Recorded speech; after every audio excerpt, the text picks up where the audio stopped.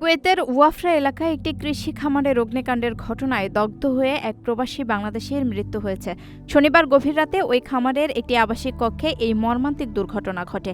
নিহত ব্যক্তি প্রবাসে কর্মরত থেকে নিয়মিত দেশে রেমিটেন্স পাঠাতেন বলে জানিয়েছেন স্বজনরা।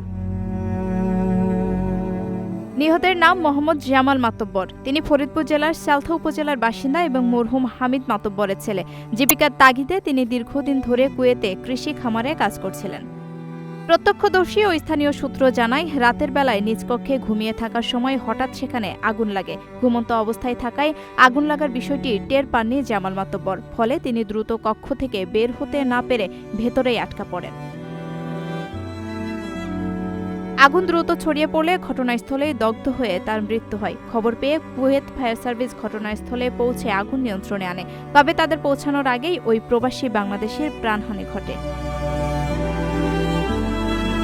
এই ঘটনায় ওয়াফরা এলাকায় প্রবাসী বাংলাদেশিদের মধ্যে শোকের ছায়া নেমে এসেছে। সংশ্লিষ্ট কর্তৃপক্ষ জানিয়েছে, প্রয়োজনীয় আইনগত ব্যবস্থা সম্পূর্ণ করে নিহতের মরদেহ বাংলাদেশে পাঠানোর প্রস্তুতি নেওয়া হচ্ছে। আপনার স্বপ্নগুলো আকাশ ছুবে প্রবাসীর হেলিকপ্টারের মাধ্যমে। বিয়ে, জন্মদিন অথবা যে কোনো বিশেষ প্রয়োজনে হেলিকপ্টার ভাড়া করতে যোগাযোগ করুন স্ক্রিনে দেয়া নাম্বারে। প্রবাসীর হেলিকপ্টার, নিরাপদ ও সাশ্রয়ী বাহনের বিশ্বস্ত নাম।